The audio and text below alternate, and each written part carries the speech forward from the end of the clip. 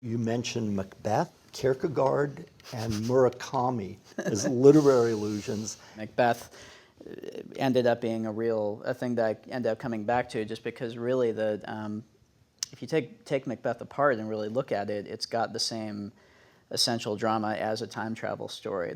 The witches bring back this one piece of information from the future, and Macbeth then does all sorts of horrible, violent things in order to make that version of the future occur, and ends up messing everything up and fulfilling this prophecy, but not in the way that he expected. And then Kierkegaard was Fear and Trembling. That was because it was about the Abraham Isaac story, and it was about sacrifice, which was the whole thing with Old Joe. And then Murakami, just the way that the kind of casualness with which he integrates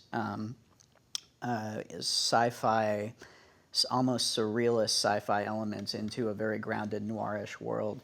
I apologize for how pretentious all that sounds, but it's the sort of thing that you kind of just have to feed yourself with, I think, in order to create these soup of ideas that you're going to translate into something interesting.